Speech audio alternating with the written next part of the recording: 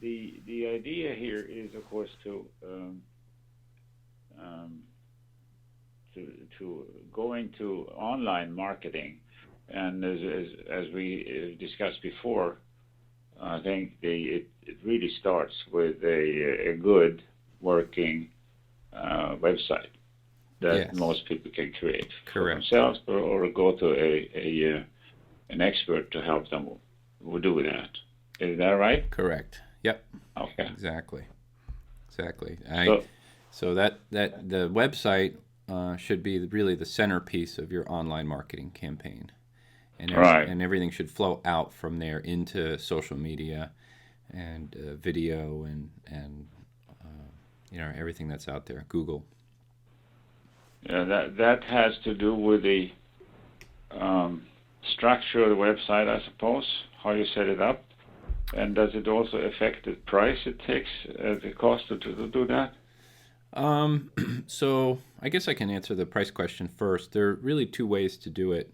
One is to go to WordPress.com and do it yourself, and it's free or near free to do it there. But you have to really do everything yourself, set it up and build your pages. And if you're technically inclined, then that's a fair solution, and it gives you a very inexpensive or free way to build your web presence.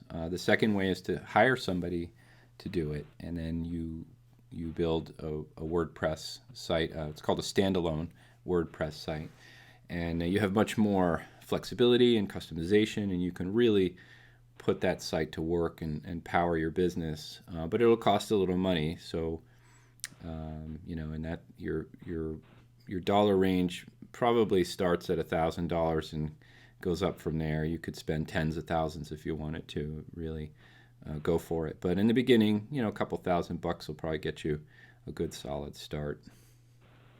Yeah, I think most studios should bake that into their financing for a startup if they start.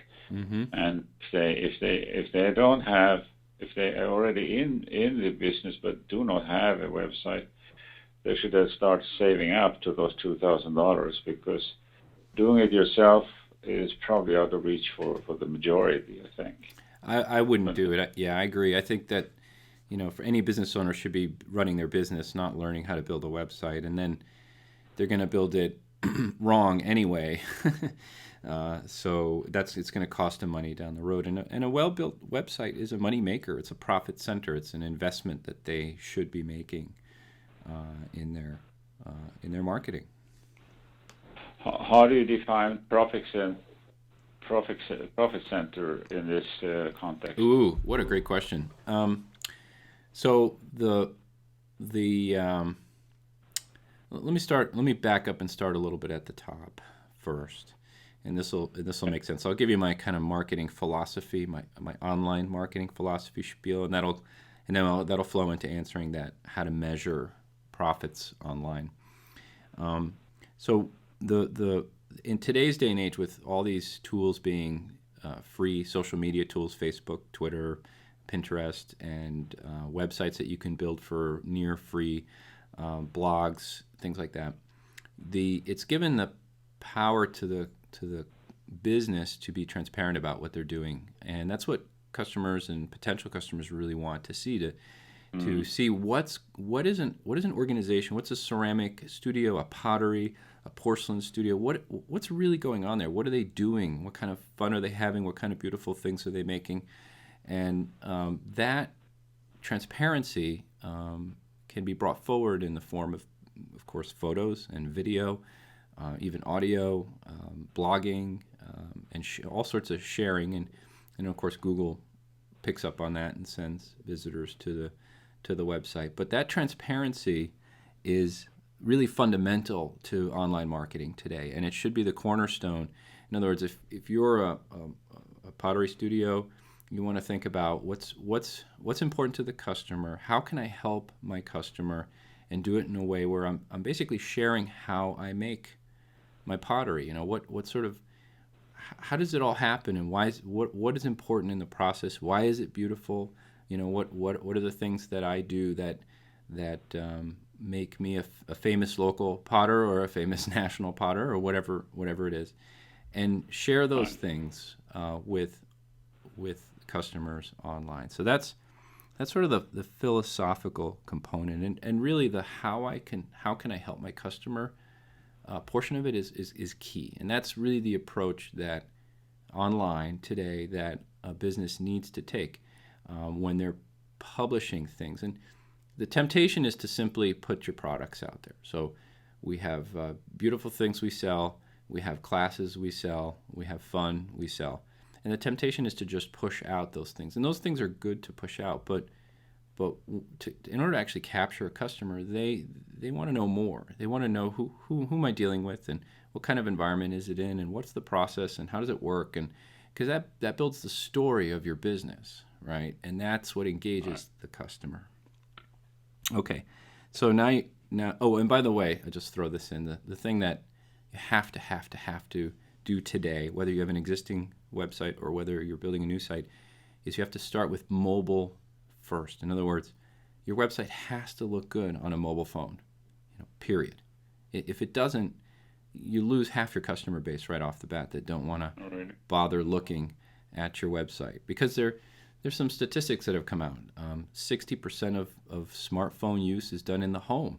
In other words, you're lying on the sofa and you have a question, and you just pull your phone out of your pocket and you search on the web for it. You Google it, and now you're looking for at the solution on your phone. So the web, and of course the good news today is, especially with WordPress, is you can make your website mobile friendly very easily. It's not hard to do. Okay, so now finally I'm going to answer your question. How do you turn a website? Say again? As well, it's very good. The transparency thing, and I think the contact, the personal contact that will be established through the website is a very important point, especially in this how should I say, in this atmosphere of ceramic studios, which is heavily it has an emotional aspect, and they like intimacy, so they shouldn't be, what you're saying, they shouldn't be shy of showing their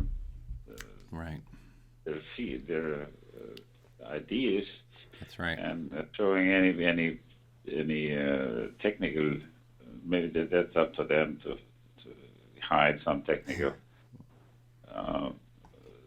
proprietary things they have.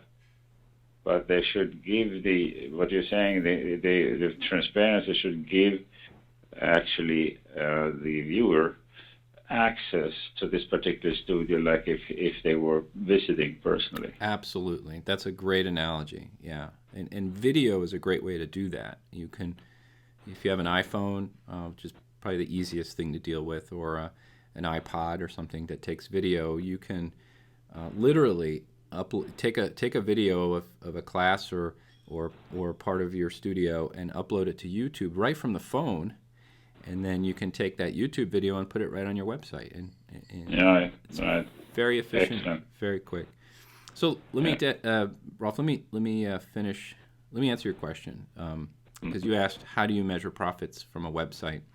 Right. And the answer really lies in followers. How many followers do you have? And that boils down to primarily email subscribers. So in other words, people might find your website or blog when they're looking for something, but how do you keep them coming back? How do you keep your customers coming back? How do you keep your customers informed and in the loop?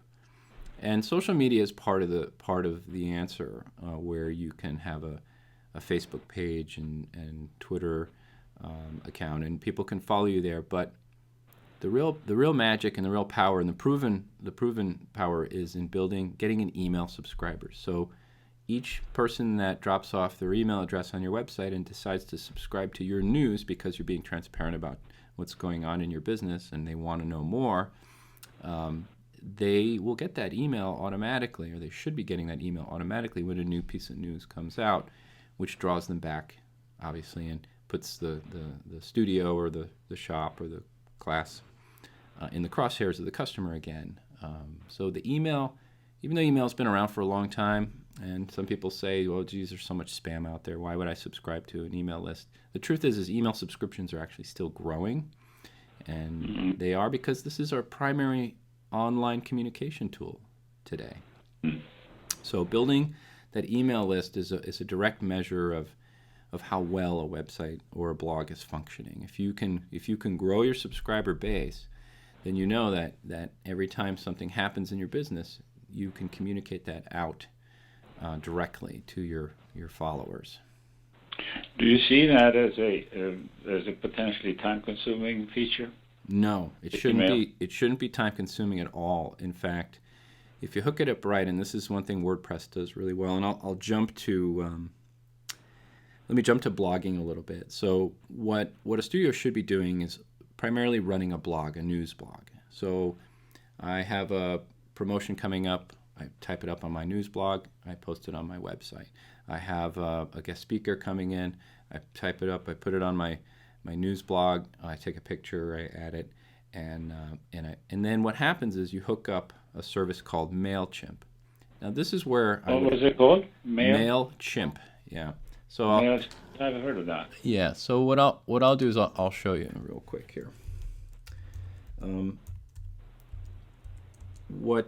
This is where you need a WordPress developer to help you, and you're going to spend a little money getting a developer to help you with this. But this is really fundamental, and this should be the cornerstone of the website operation. So with your news blog on your WordPress website, every time you publish an article or an event or a product or a class, whatever it is, maybe it's a video of something coming out of a kiln, that piece of news or all the pieces of news that have been published will automatically be emailed to those that have dropped off their email address on your website. And that happens automatically. So you publish once on your website, and you know that every Friday at 11 o'clock or whatever you schedule, that piece of news is going to be delivered to your customer. Right. Yeah. Do you have any thoughts, Peter, on how wide a net geographically they should have for those emails? Or you would leave that up to any recommendations there, or should just be some common sense for the particular situation of a studio? As far as email goes, you'll probably get, if you're a local or regional business, you'll probably get more subscribers locally or regionally naturally. But if somebody's planning to move to the area or they're just interested in what you're doing, then you'll get subscribers from all over the planet. Especially if you're a niche producer. Let's say you're a potter and you're making pots for babies or something. I'm just making this up, but people that are interested in that, it doesn't matter where they live, they'll follow you, and maybe you'll sell some over, internationally. So no, it doesn't really matter. But the important part is that you collect the list, and I'll just show you a quick example here. So this is looks like a pottery or studio in the Philippines, I think. And what they do really well... it's in Bolivia. Oh, it's in Bolivia. Oh, I'm sorry. So what they do really well is they have this sign me up box here that says, if subscribe to receive updates about Clay Avenue Pottery Studio in Manila. And if you look at, and what I'll do is I'll just going to mark this page up so it's clear. If you look at this, this is really the key to the success of this website. So with Mailchimp, you get your WordPress developer to add this box to your website that's hooked into your news blog. So if you look here, this is basically just a news blog. You have an article at the top here, and then you have pictures, and you could put video in there, and you scroll down and look at everything that's going on. And look how transparent they're being about their business. I mean, it's really fantastic. And then, and then here comes the next article. Here's an after party thing they're talking about. And I'm not suggesting you go publish your party pictures, but this is what they happen to be. Well, why not? Sure, but this is what they happen to be doing. Yeah, I guess if it's a party, it's in your studio and it's for customers, or and it has to do with ceramics, then yeah, that would make sense. But you can see how transparent they are, and they're building their email list, and that is this is really fundamental to making it work today. Yeah, I can see that. Yeah, It's an excellent means to use as part of your marketing. exactly. If not totally necessary Right. today. Right.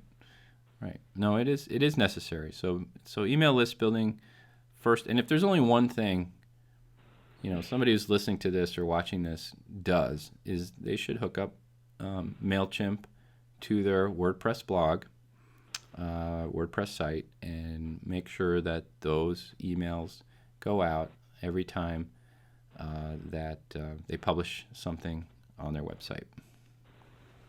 So that mailing list, that email list could really grow fast and furious. Yeah, and of course you have to ask yourself why would a customer want to get my news? And if you publish things like class schedules and here's a new product, or I think that's good, and people might subscribe to that. But if you pick something that's more niche oriented, and this is where the creative mind has to go to work. But if you're a potter and you have a specialty, well, I would be blogging about that specialty, and I wouldn't be afraid to share my secrets and what I do, because this is what people really want, and you want to attract that following and become that guru, and sell your products and or services. So that's the it's kind of a funny thing online. The narrower your topic focus gets, the nichier you get, the more subscribers you'll get. Yeah, I know that from my own personal experience in other areas such as financing and economics. Right. But the more they get into the details, the more attached I become. Right. I guess both intellectually and emotionally, to stay with this service. Absolutely. Yeah. That's true. The details sell. Okay. Yep. Well, any other thoughts there, Peter? I'll just this site in particular. We can talk a little bit about the way, once you have your email subscription hooked up, is you want to virally promote your articles. And so let's say you're publishing on a blog here, and I'm going to just refresh this page so I can bring it back to its normal state. And I'm going to go into this article here, and we're going to see if they have any social hooks hooked up here. So on this bottom of this article, so we have a like button. That's a very good thing to do. If you have, and this is something you want your developer to help you with, and that's to install a like button, and I would argue a Pinterest button on every blog article, news blog article that you have. So if I like this post, I can just hit the like button, and then it will share it on Facebook.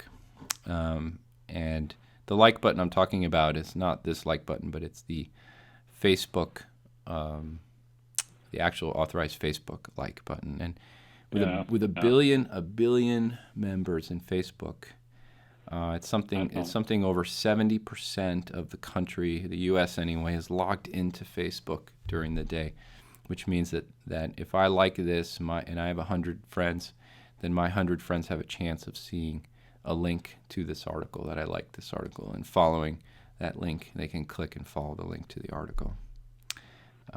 And that's that. Commenting, they have commenting hooked up.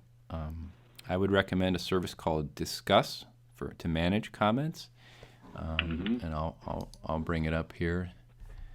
Discuss is spelled DISQUS,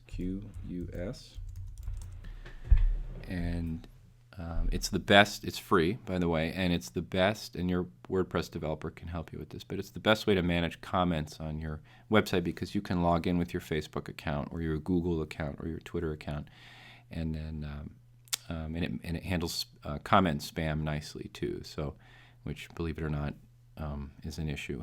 There's spam everywhere, not just email. Do you have any recommendations as to? Well, my point here from a very small business viewpoint, like a studio normally would be, they have very little time. They're tied up from morning to night. Yeah. With running their studio or creating pieces to sell, and so the website cannot be allowed to take too big a chunk of their time. Right. Any comments on that? Yeah. So once the website is set up and operating correctly, which will take time to do, it's just a time investment you have to make in order to create that platform for you to speak to the world through the internet. And then you have then the biggest time sink is in updating your website with fresh content. So if you're going to publish, this particular article took some time to write. The owner or somebody wrote this article, somebody took the pictures, somebody posted it up here, and that took some time to do. There's really very little you can do to get around that. You have to budget, and I would budget an hour every 2 weeks to sit down and write up. And it's a good time to think about the marketing of your business too. But write up what's going on in your business that you think your customers will want to know about. And what you'll find is that every time you publish, that new article is actually a new page on your website, which makes your website bigger. And Google will pick up on that article as well, and it will send you fresh visitors. All right. So there's a little bit of I have a sneaky trick that I use with video that a studio owner could use. So what you do is you have an iPhone, and I'm sure you can do it with an Android device, but I only have experience with an iPhone, is you video something. So maybe it's a kiln opening, maybe it's a class in session, or you make it short, just a couple minutes, and then you talk about what's going on in that video and what you're doing, something of interest. Then what you do is you hook up your WordPress developer can help you with this, but you hook up your camera to a YouTube channel so that you can, right on the spot, press a button and upload that video with you speaking in it to your YouTube channel. Then you have, you can either do it yourself or your WordPress developer can do it, can create a new blog post and embed that video on the blog post, and then maybe write up a few sentences about what that video is about. And boom, you have really, in effect, probably in less than 30 minutes, produced a fabulous piece of transparent marketing for your website. Yeah, I agree. So that's, if it were me, I do this with my own business. I publish a lot of video, and it doesn't have to be fabulous. It doesn't have to be professionally done. It can be done through an iPhone today. And let me show you an example. So I found pottery that has a YouTube channel here, and here's clay pottery kiln opening. So let's just bring this video up, and this is a 5-minute. I have to skip this ad because we don't really want to know about a zombie apocalypse. But here we go. So here's a studio owner sharing a kiln opening and showing off their pots. And you can see that it's shot from a handheld, probably a phone. The thing that this potter should be doing is describing what's going on, and it's a wonderful thing. So that's one. Now let's large pottery bowl. Everything that prolongs the contact surface and increases the contact surface with your customers. Right. Good. That's right. So here's a large pottery bowl. Let me see here. And it looks like the camera's mounted on a stand, and here's the potter at work. And it's talk about being transparent about your work. So if I'm interested in this potter on any level, then this is fascinating, and this helps me bond with that artist more. Everything, the movement is fascinating for them when they look at a professional. Right. And by the way, what this artist did was very smart. You see how they put a link to their Facebook page right here? So down here on the bottom, there's a link. They put in the link to their Facebook page. Now, what I would do is put the link into the website, to the main website, but maybe they don't have a website. And then the nice thing about video, too, is you ever noticed you do a Google search for something and sometimes you get videos as a result? So I forget what the official statistic is, but I think something like 8% of search brings up videos. So if you're publishing videos about your studio on YouTube, your videos will show up right in search. And all you have to do is fill out your description. So you have a title of the video, and that's the keywords in there are important. And then you have whatever the description is of what's going on in your shop. Right. And because Google owns YouTube, so Google loves to show off YouTube videos. Sure, it helps. Yeah. Okay. So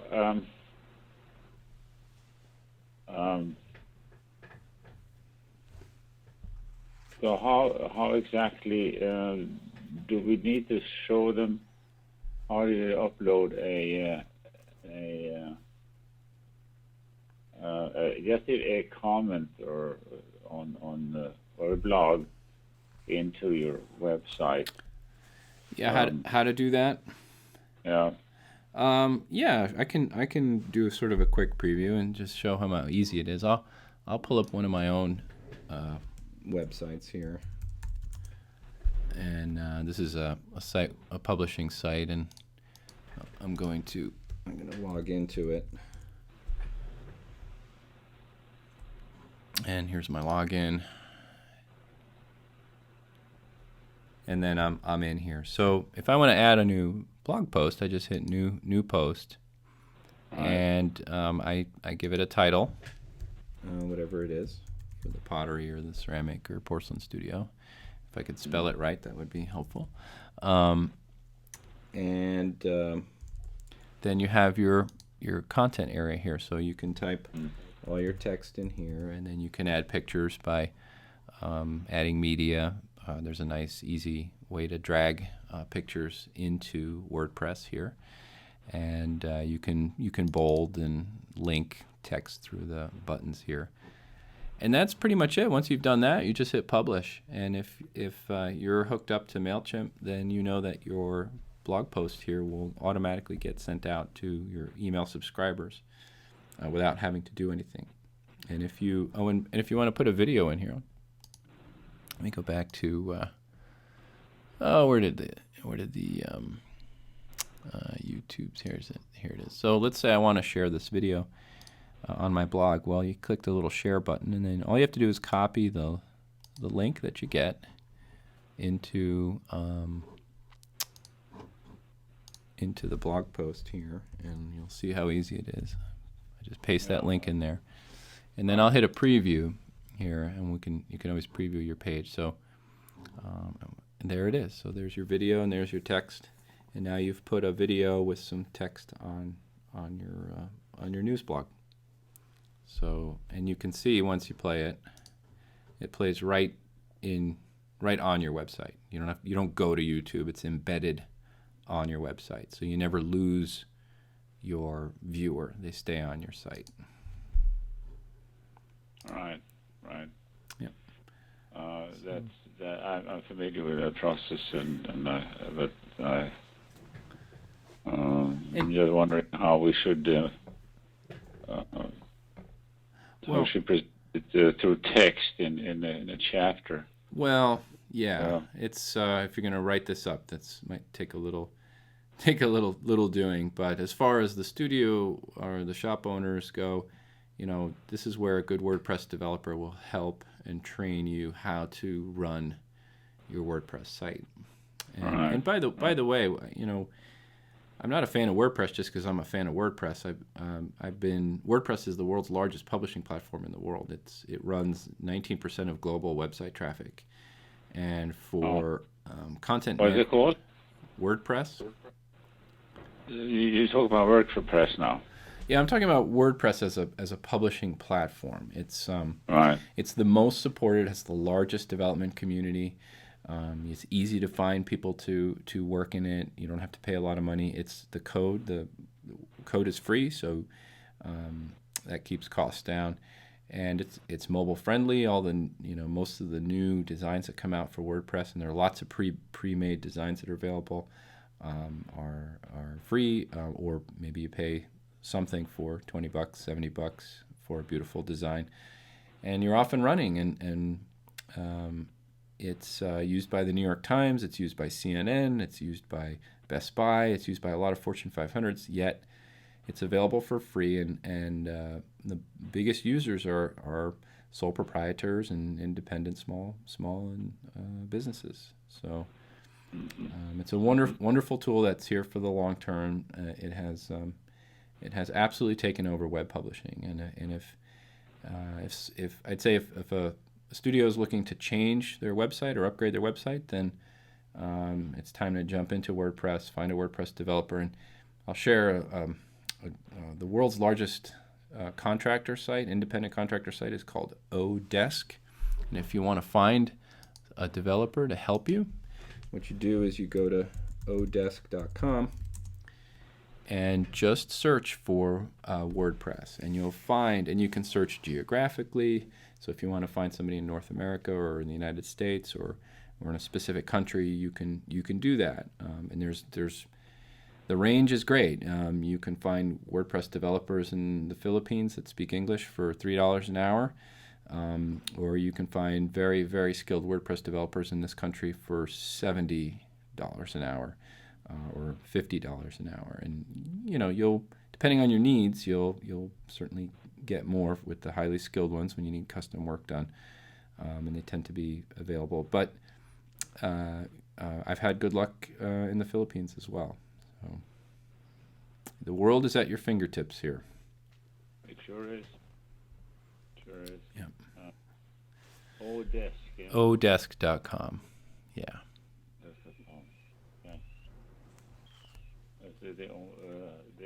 They showed it in Omega. Okay. Yep, Odesk. Okay. Yeah. So, so next question here. Mm-hmm. We talked about emailing. I suppose that's part of what we covered here. Mm-hmm. Because there are very regularly in the life of a studio, being it the teaching studio or pottery, whatever, they have open houses, and they have special events 2 to 3, 4 times a year. Mm-hmm. And they need this constant contact that we've been using seems to be a very good means to reach them. Mm-hmm. Reaching. Mm-hmm. You incorporate sometimes a picture with it, but not necessarily. Mm-hmm. It could just be a quick reminder, don't forget my open house in July or whatever. Mm-hmm. So mm-hmm. that should be a standard part, I think, of the website, right? Yeah, so I'm glad you brought up Constant Contact. So Constant Contact was the original email blaster provider, so you could build a list in Constant Contact and email out. Now Mailchimp has eclipsed Constant Contact. So if you're a current Constant Contact user, you can stick with it. It works fine. It does the job. But if you're looking at finding a better mailing list provider, then that's why I recommend Mailchimp, because Constant Contact won't hook into your website automatically. You have to go in and manually send out each email campaign. And that takes time, and we're running out of time these days. So what Mailchimp does is it hooks the website into the email system so that when you publish a new blog article, then Mailchimp sees that has happened on your website, and it sends out a link to that article to the email list automatically without you having to do anything. Oh, really? Yeah. So that's the difference between the two. And if you're either if you're starting from scratch or you just need to integrate it and make a simple solution, then I'd go with Mailchimp. And okay. And so you say they eclipsed the Constant Contact in that sense. They did, and we've been a Constant Contact user for a long time. I don't know why Constant Contact has not added that technology. I've asked them myself, never got a really good answer. But Mailchimp is the way to go. And I kind of want to take your comment about events too a little bit further. If you have a WordPress website, and I'm showing you this Sugar Hill Clay here, and they have events front and center in their navigation here. So if I click on events, and this is another WordPress site, what they have here are the upcoming events. So Noel Night is coming up on December 7th, and you can just scroll down from there. But what you can ask your WordPress developer to do is to add an event plugin that lets you publish events just like a blog post. But what you do is you set the event date, and what it'll do is it'll automatically hide any events that have passed. So only current and upcoming events will show up, and that's another little trick for managing. So that becomes a click when you go to the website. That will be sort of on the home page. Yeah, click on that. Sure, you can have the events themselves or the titles of the events on the home page, or you can have events in the navigation as it is here. And then if I want to find out more about Noel Night, I just click into Noel Night, and I'll get all the information on it. Right. Yeah. Neat. Yeah. Sure. Okay. Let me see here. We talked about emails. We talked about Facebook and LinkedIn. I don't know if you didn't talk about LinkedIn, but well, I think a lot of them, being in business, they might be interested in that. Sure. Well, let's talk a little bit more about social media. That sounds good. So LinkedIn is a great network for business networking. That's really its primary goal. So if you're looking to connect with other business owners in your, let's say you are you're a distributor or a manufacturer, or you're looking for other retailers or dealers or whatnot, then LinkedIn is a great place to get in there and see what's going on. There are also some great groups in LinkedIn that are focused on specific subject matters that you might want to jump into as well. But the social networks that I would recommend from a pure marketing perspective are Facebook and Pinterest. And we talked a little bit about Facebook, and I'll just finish that one up. And I'll show you a Facebook page here that looks like this is Glazy Days Paint Your Own Pottery and Glass Studio. And they have 664 people that like this page, which means 664 followers. Anytime they publish something on their timeline here, then these 664 followers have a chance of seeing that, and they can drop a video in, they can drop a picture in.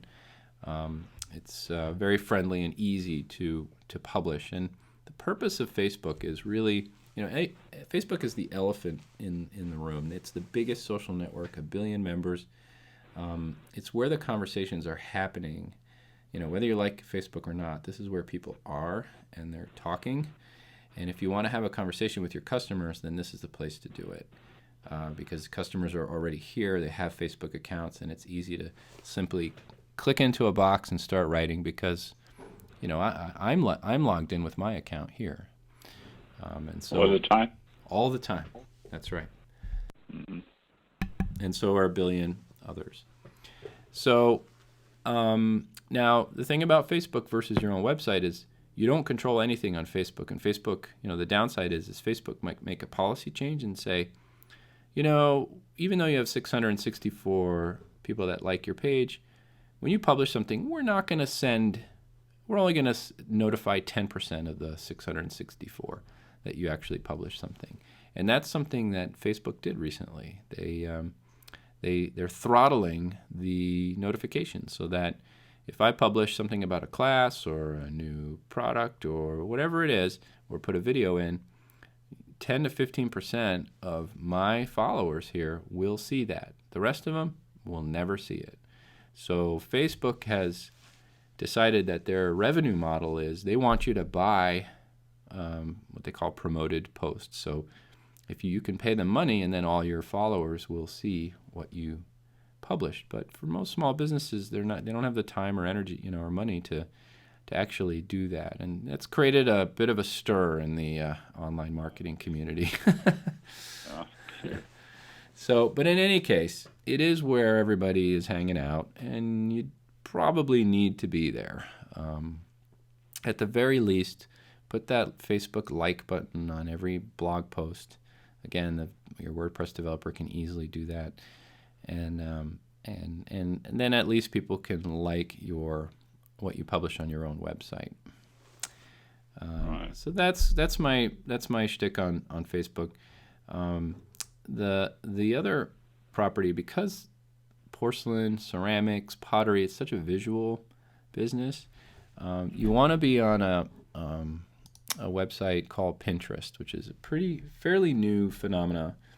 And basically what Pinterest figured out is how to share pictures. And that's the focus of this social platform. And what I did is I pulled up a Pinterest page that a ceramic studio had put up here. And they have their web address, the Ceramic Studio in the UK. So they get exposure to their own website here. But what they did is they created categories of ceramic products. So we have white ceramics. So if I go into white ceramics, they're pinning. It's called pinning. They're adding pictures that they like and find interesting, all about white ceramics. And then I can follow this ceramic studio. I can pin this into my own Pinterest account. It's become almost a craze. People love to look at what other people are sharing with pictures. And so we have a funny story. We have a landscaping client, another visual business. And this landscaping client started up a Pinterest account and started pinning beautiful landscapes. And when I look at the Google Analytics, basically the data, the report from the website activity, which, by the way, all studios need to have Google Analytics installed on their site so they can track what pages are popular and which pages are not popular. They need to have, sorry for that. Yeah. Could you say Google Analytics? It's free. It's from Google, and it's a little piece of code you put on your website. Your developer can do that, and it tracks your pages and your referring websites, how people got to your website. It gives you good information on what's strong on your website and what's weak and needs improving on your website. And so that's what I help clients with all the time, helping them determine what's really working on their site and what's not. Otherwise, you're just guessing. So you actually need the analytics to understand what's going on. But what I discovered with this landscaping client is that Pinterest was sending more people to their website than Google search was, which was mind-blowing. So and that is mind-blowing. The community is huge. And not only that, and then this is Google Analytics told us that the people that came from Pinterest spent more time on the website than the people that came from Google. So they were actually better potential customers. Of course. So that was interesting. So all you have to do is create a free Pinterest account and start pinning pictures. And there's a little app you can download to pin. And when you find a picture on the web that you like, you just pin it to your account. And you can start with just one category. This studio has gone crazy and created all sorts of patterns, textures, colors. If I go into colors here, we have some what they find interesting in terms of color, and you can leave comments on pictures. I can bring this picture up and say, wow, that's very cool, and leave a comment here, or I can pin this picture and share it with someone else. And that's beautiful. It's a viral way of sharing. Yeah. Yeah. Well, that's interesting. You were the first one to mention Pinterest to me, but it seems to be could be a focal thing.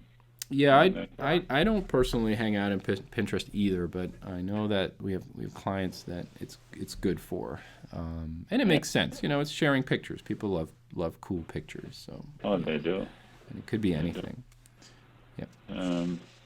Okay. So that's the two social networks, Facebook and Pinterest, that I think are probably the two most important to get involved in for a visual business. Okay, I'll underline that. Okay. Um, okay. Um, did I mention any recommendation on the tone you use in the communications with your customers and Yeah. existing and potential? That's a great question. Yes. So we live in a society that's just getting more casual by the minute, and we social media works because it's social. It's real humans making human comments, and that's what's really captivating. So, and even in articles, when I look at the data behind what makes for a successful article, the articles that are written on an 8th grade level or in simple language, they get the most traction. And part of that is because we're scanning the web as humans. So when we go to a web page, let me go to a web page here. Well, I'll just go back to this one. If I land on this web page first, I'm not really reading anything. I'm scanning. And simple words, simple language helps me scan through text very quickly and understand what the website is about. So we all have our own style, and we need to find our own style. My style is humor, and I like to write very casually. I use lots of dots, and I use lots of bullet points. And bullet points, by the way, are a great way to highlight some important features of something and let visitors scan. So use bullets and write in a friendly, casual, human tone, and you'll catch more readers that way. Right. Okay, I think that's maybe there's nothing. It comes natural to the younger crowd, but the fathers and other ceramic studios, the ownership spans over everything from 25 years up to 75. You know. So, sure. Yeah. They have to. If that's, but of course their clientele, the clientele they have, spans all kinds of categories, from new customers to old established customers. So they need to sort of strike it in the middle and converse in the tone and the style that's acceptable to all age groups. Yeah, I think I find you have more creative energy and it's easier to write if you just write in your own language. And this is what's been studied is interesting, is that if you say good stuff, it performs better than if you say mediocre stuff really well. So in other words, even if your writing skills are weak, if you're doing good stuff and you're writing about cool stuff and posting good pictures, people don't care about your bad writing. And it outperforms really well-written mediocre stuff. So it's really a matter of focusing on what's cool, what's great, and just getting it out there. Even if you can't put a sentence together, it doesn't matter. Just put it out there, and that's what people want. And it's better to put something out there than not put anything out there at all. That's for sure. Yeah. This is the window to the world for most small businesses and most of big and small. Exactly. Of course. Okay, I'll see here. I had some other questions. Okay, I think we covered a lot of stuff here. We covered a ton. I mean, we covered sort of marketing philosophy. I'll recap for you if you like.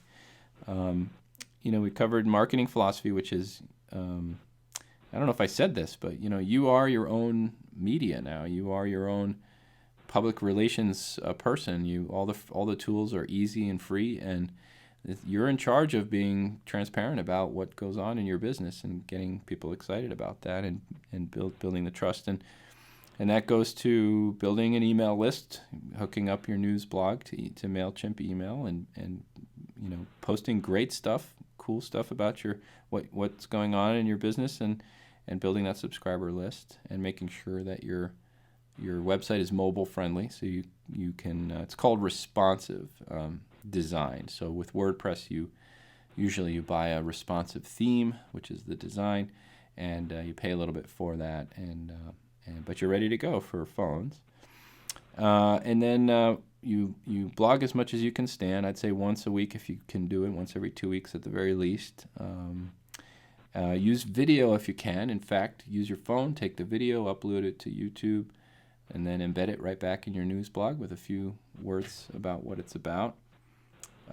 Get involved in Facebook and Pinterest if you have the time to do it, and then you're off and running. But I'd say bottom line, if get WordPress going, make sure that news blog is ready to publish on your website, and then publish as much as you can with your email subscribe option hooked up to it. And a good WordPress developer can do these things very quickly, very easily, because these tools are built to do this. And you shouldn't have to spend a lot of money to do it. You said you could get started with $2,000, I thought.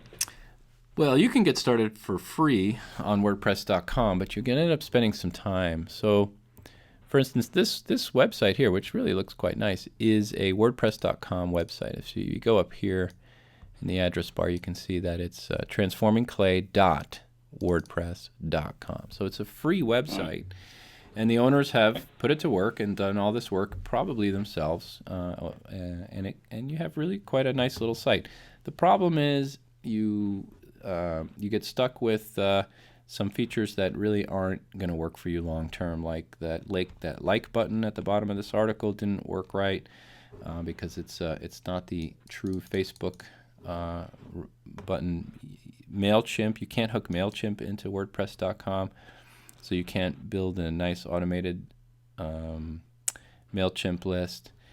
There's limits to WordPress.com, and but it is free, and if you have no budget, then that's where I would start. And you can always transform a WordPress.com site into a true WordPress custom site down the road. Repeat that. A true what? So if you start a free site with WordPress.com, you can convert it later. You can customize it later. You'll have to make a little investment to do that, but you can absolutely basically export the site into a custom standalone WordPress site, hire a developer, and do what you need done to it to get it to work. And so either way, you're not stuck. You're good to go. Because I think especially in the field of ceramics, it's very important that you can get the. These are people. Most of the potters, for instance, have a postgraduate degree. They're highly educated, but what's in the center is aesthetics, and aesthetics I think is key. So that has to come through in the website. Right. What I've been seeing just by looking at maybe 10 or 15, I ran out of time, is that they have a very good idea of how to take pictures. Who taught them that? Right. Maybe they self-taught, probably. Right. Sometimes they get some help from a professional. Yep. But that has to come through, and I will otherwise they will drown amongst all the other great websites because they will take over and overshadow what they're doing. But I think they themselves have a high degree of high degree of thrust into something that is visually attractive. Right, right. Yeah, that's true. I would agree. I would, you get into the design world, it translates everywhere. It So does. I would leverage those skills to take good pictures and to take video and make sure the site looks good. And the thing about building websites, and this is the challenge, is in the beginning, you need to decide what your goal is with your website. And I will suggest, without knowing anything about any business, is that one primary goal is to build an email subscription list. So it's taking a look at what are the strengths, what are the great things going on in the business, publishing those things on the website, and getting people to subscribe to the stuff you're publishing. And hopefully you're helping them or inspiring them or doing something that benefits that customer. And that subscription, Peter, is that normally the time bound or time limited? You subscribe for a year, or you subscribe for a quarter, or something? What do you do? So it's free up to 2,000 email addresses, 2,000 subscribers. I see. Yeah. Okay. And so for most, smaller shops, it's going to be free for a long time. If you run a bigger organization and you have a big mailing list, then there's a small charge for once your list starts to grow. Right. Well, that sort of becomes natural. Yep. Obvious. Yeah. Okay. Yeah. So are we finished here for the time being? I think so. I think we've imagine we've drowned people a little bit too.